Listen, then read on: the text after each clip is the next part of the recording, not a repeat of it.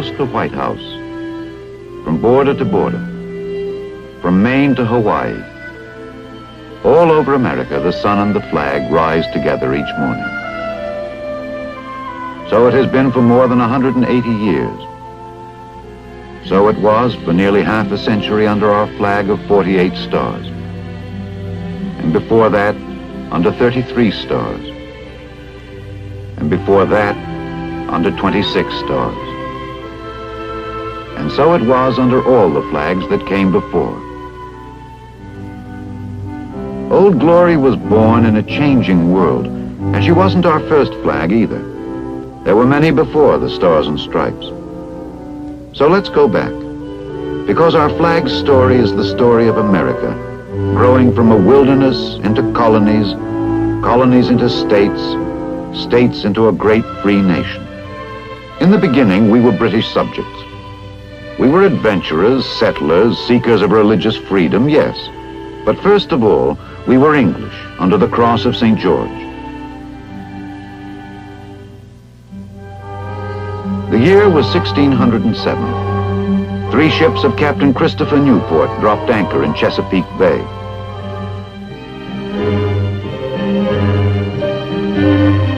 They were 4 months out of London.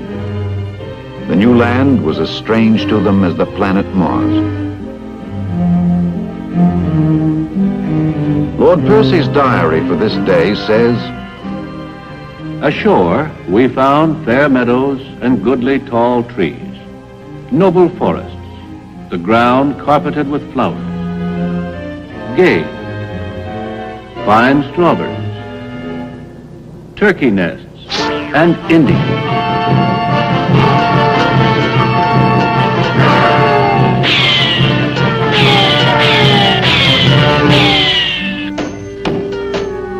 Thus began the settlement of Jamestown in the colony of Virginia. Under the same flag a few years later, the Pilgrims settled in Massachusetts.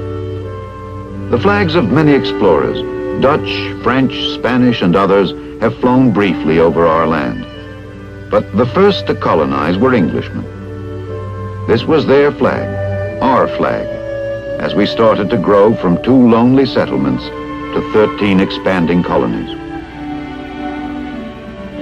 During our early growth, the flag of the mother country became the Union Jack, as England and Scotland united. This became our flag too, though as we grew, we were changing gradually, almost unconsciously, from being colonists to being Americans. The year is now 1773, and all is not well in the King's American dominions. A new flag appears in Massachusetts. There is talk of liberty, but the King still has his royal laws, his royal governors, and royal taxes. It is the tax on imported English tea that hurts the most.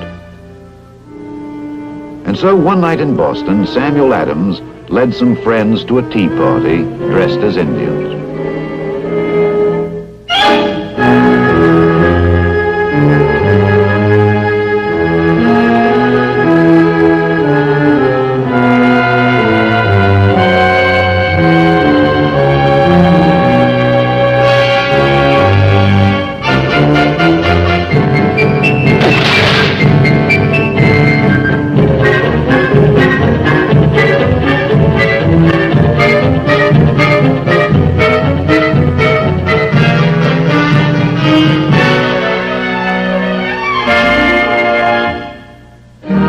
The strange new flag said liberty. But it was only a hope, not a reality. And British troops cut down the liberty flags wherever they went up. And so the colonies simmered like a kettle on a fire. And the fire grew warmer. And presently came the explosion. The year 1775. Already at Concord, Massachusetts, the shot heard round the world has been fired.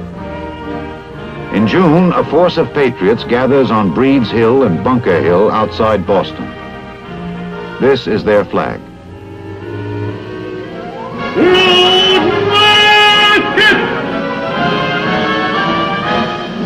Don't fire shouldn't see the whites of their eyes. Fire!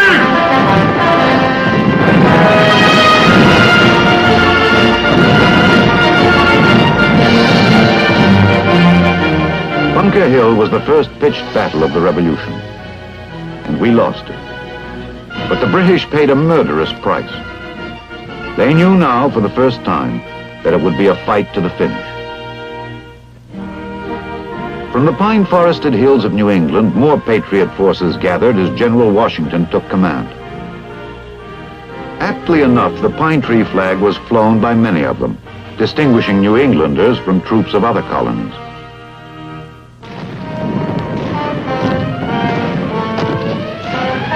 Boston was now besieged. The British troops that held the city were cut off by land. Floating batteries bombarded the British positions from the river.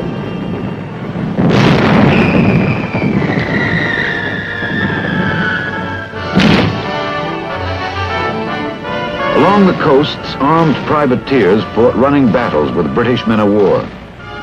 The American fleet could not hope to match the powerful British Navy, but we could sting them, harass them, and pick off the strays. The first fighting schooners of General Washington flew this flag. It is a Massachusetts flag, but each colony had a navy of its own, too, ranging from one galley to as many as 72 vessels. Now the year is 1776. After the opening clashes, the war thus far is about even. We have one failure at Quebec and one success at Boston. Now another flag appears with a new and deadly device, the rattlesnake. The first Marines land with this flag in a raid on the Bahamas in February. It is seen with the South Carolina Navy also. It seems to express our feelings. At about the same time, still another flag is seen at Charleston, where a British fleet is trying to seize the city. For 10 hours, the British warships pounded Fort Sullivan, almost at point-blank range. But for 10 hours, the Carolina men fought back like demons, destroying one ship, crippling others, until the enemy gave up and sailed back to sea. Thus we gained another victory. But the war was young. So far, it was just a rebellion, not yet a revolution. Now, as the summer comes on in 1776, one flag rises above all others, the Grand Union. The rebellious stripes, descended from an old Dutch freedom flag, stand for the 13 colonies. The British Union Jack in the corner shows we have not yet broken away from the empire. But a great decision is approaching. The orators, the firebrands, like Patrick Henry and Tom Paine, have been heard. The committees of correspondence and the Sons of Liberty have done their work. The word independence is heard more and more. The idea of independence spreads and grows. Now it is the time of the Continental Congress meeting in Philadelphia. The time of John Hancock, John Adams, old Ben Franklin, and young Tom Jefferson. The tree of liberty must be refreshed from time to time with the blood of patriots and tyrants. We must hang together, or most assuredly we shall all hang separately. There is but one course, a union, a confederation of 13 states, independent of parliament, of ministers, and of kings.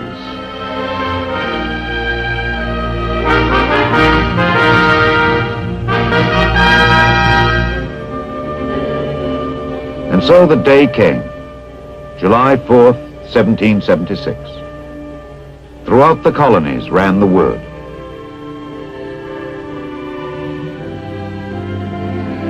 Hear ye a declaration by the Continental Congress, when in the course of human events it becomes necessary for one people to dissolve the political bands which have connected them with another.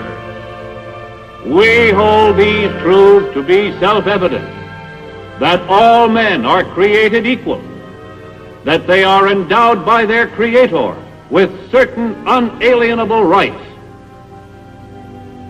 The history of the present King of Great Britain is a history of repeated injuries and usurpations, all having in direct object the establishment of an absolute tyranny over these states. Thus, in the midst of a war which the king might easily win, the colonists denounced that king as a tyrant and proclaimed independence throughout the land.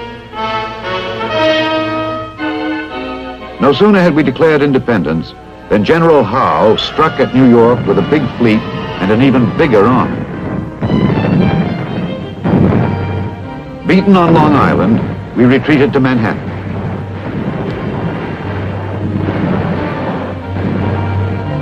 Defeated there, Washington pulled back to White Plains. Then across the Hudson into New Jersey. And then retreated still farther south and west to the Delaware River.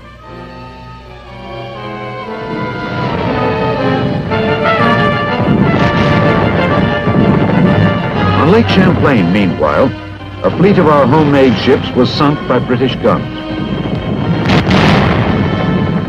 Then, just after Christmas, 1776, Washington surprised the British at Trenton and Princeton and beat them decisively. The war was a long way from being over. No, the war was not over, but we have arrived at a dividing line in history. Having separated from the crown, having finished with the empire, the flag of the United Colonies must become the flag of the United States. It is June 1777. The Congress of the United States enacts a resolution. That the flag of the 13 United States be 13 stripes, alternately red and white. That the Union be 13 stars, white in a blue field, representing a new constellation.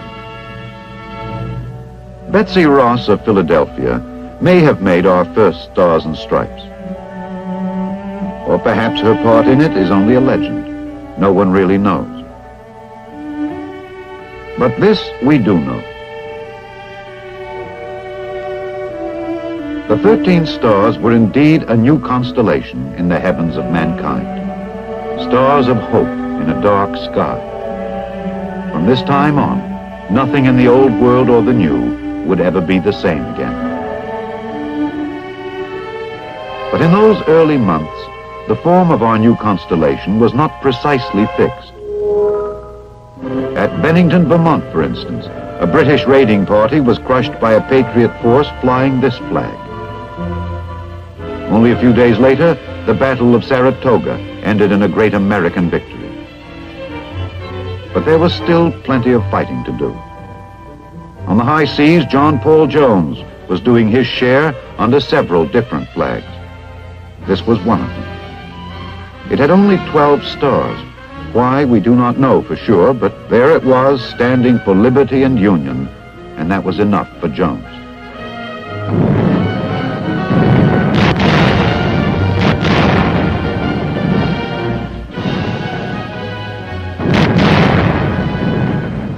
Charge your cause, Yankee!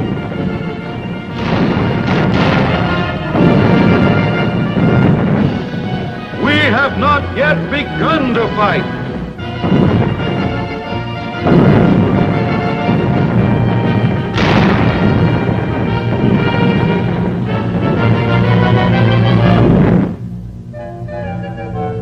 On land in 1779, 80, and 81, the war flickered across the Carolinas. An American general said, We fight, get beat, rise and fight again. We lost at Camden and won at Kings Mountain. We won at Cowpens and lost at Guilford Courthouse. But win or lose, the British were paying dearly. This was our flag at Guilford. The stripes were blue and red. The stars had 8 points instead of 5, and they were blue on a white field instead of the other way round. Everything about the flag was wrong, except for one thing. It stood for the 13 United States, and that was all that mattered. The summer came on in 1781, and Cornwallis took his British army to the Virginia coast to contact the British fleet.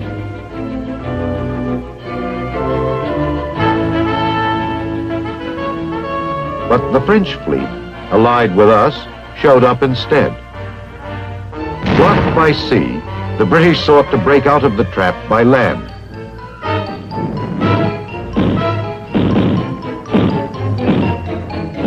But Washington was there with every cannon the colonies could muster. It was time for another kind of flag.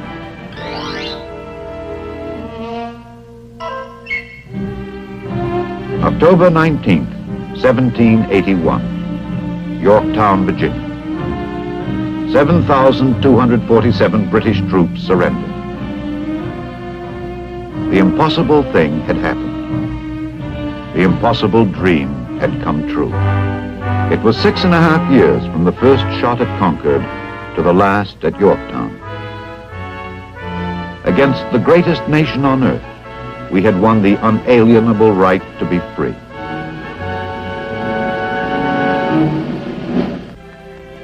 Now, in order to form a more perfect union, we adopted a constitution. Today, 170 years later, it still stands as the most brilliant document of its kind ever conceived. They built well, these architects of ours, planning for the expansion which was then already started. Vermont was the first new state to join the old 13. Then Daniel Boone opened up Kentucky. Now we were 15 United States, and the new flag showed not only 15 stars, but 15 stripes as well. The year was 1803. President Thomas Jefferson, seizing a great opportunity, made the Louisiana Purchase. In one stroke, we bought the heart of the continent, a gigantic area from the Gulf of Mexico to Canada, from which another 13 states were destined to be formed. The cost was $15 million, the price of the Brooklyn Bridge.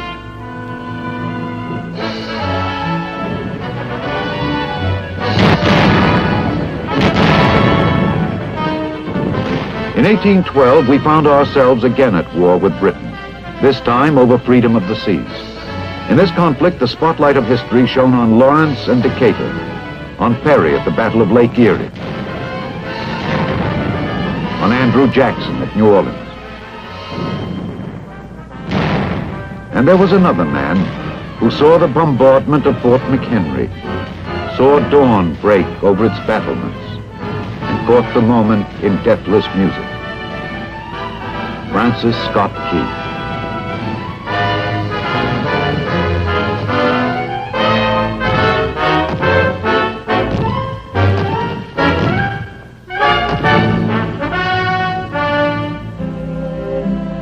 The War of 1812 interrupted our seaborne commerce, but not our expansion westward.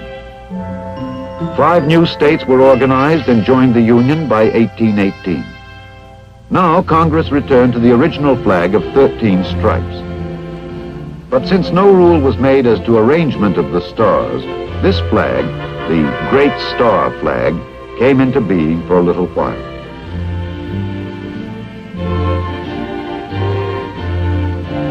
Most flag makers were content, however, to place the 20 stars in straight rows. Not that the 20-star flag could last for long. No, these were years when the making of flags could scarcely keep pace with the making of states. In the South, Mr. Whitney's cotton gin was transforming the entire economy, along with sugarcane and tobacco.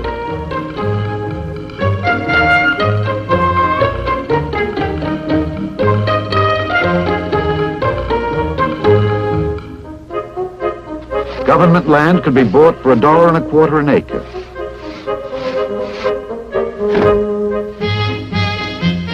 And if you didn't like it in Indiana or wherever you were, you could go out west to Illinois or on into Indian country.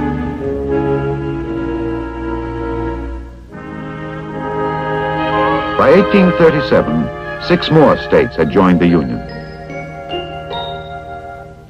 Every few years, the stars of the flag had to be rearranged and increased. The settlements grew into villages, the villages into towns, and the towns began calling themselves cities.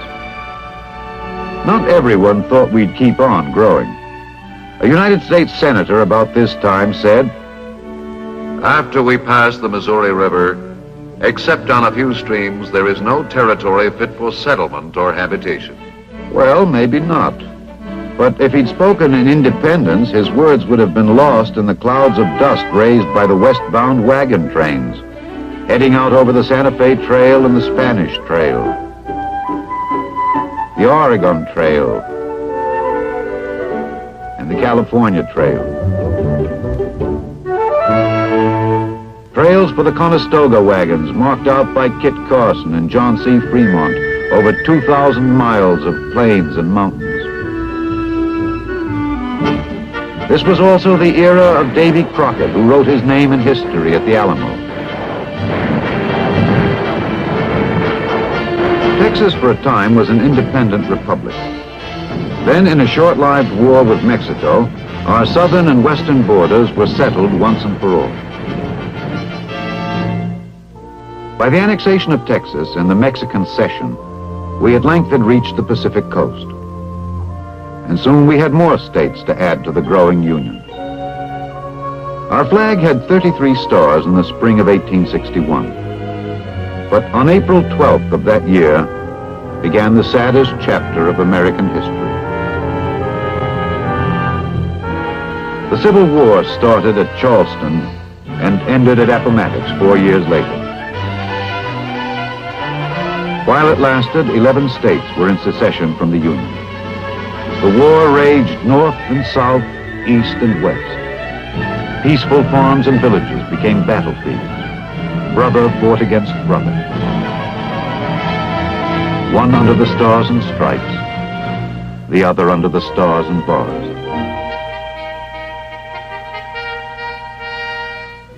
This battle flag was also carried by Confederate forces throughout the war.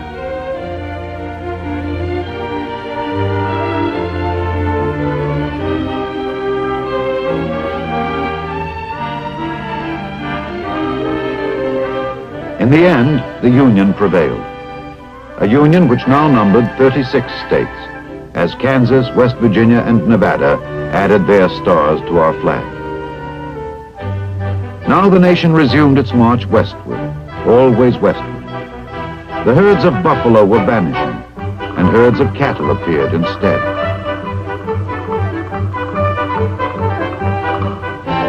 The railroad from the east joined the railroad from the west in what is now Utah. And in Philadelphia, there was a great centennial exposition. 100 years had passed since our Declaration of Independence.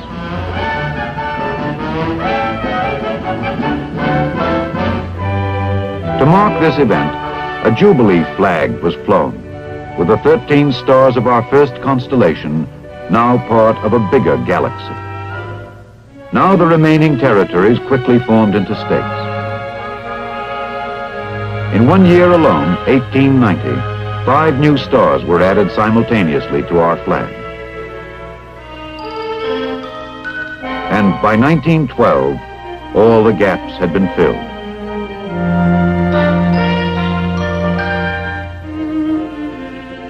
It was thought at one time that Texas should be 5 states, California 2 states, and the Dakotas 1 state. But when the arguments were over, we added up to 48. And there we stayed for nearly half a century, until Alaska and Hawaii made us an even 50. And so here is our flag of today. Our field of stars has now grown great, and in the 13 stripes there lives and shall always live the symbol of the 13 rebellious colonies who struck the first great blow for freedom. We began with the Cross of St. George, a mere 3½ centuries ago. A short span indeed in the long history of mankind. But what we did in that time with our great proposition of freedom has altered history and lifted the hearts of men. For ours is a flag not of conquest, but liberation. Not of oppression, but justice. Not of domination, but dignity. To all men, in all lands and times, these are the colors of liberty.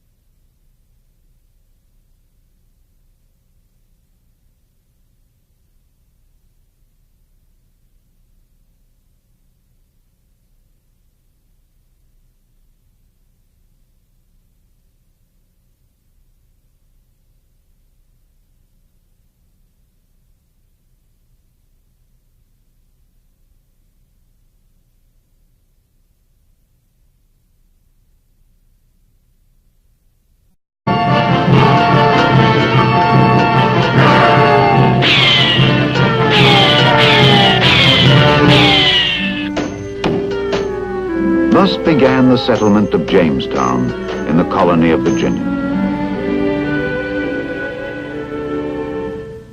Under the same flag a few years later, the Pilgrims settled in Massachusetts. The flags of many explorers, Dutch, French, Spanish, and others, have flown briefly over our land. But the first to colonize were Englishmen. This was their flag, our flag, as we started to grow from 2 lonely settlements to 13 expanding colonies. During our early growth, the flag of the mother country became the Union Jack, as England and of the United States of America, and to the republic for which it stands, one nation under God, indivisible, with liberty and justice for all.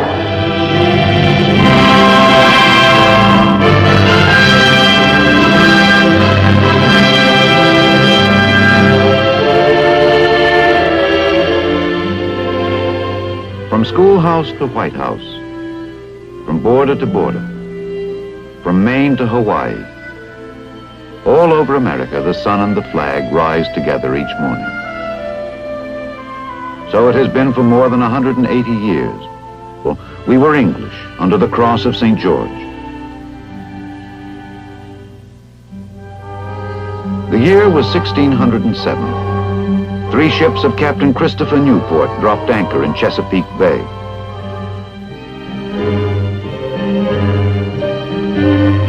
They were 4 months out of London. The new land was as strange to them as the planet Mars.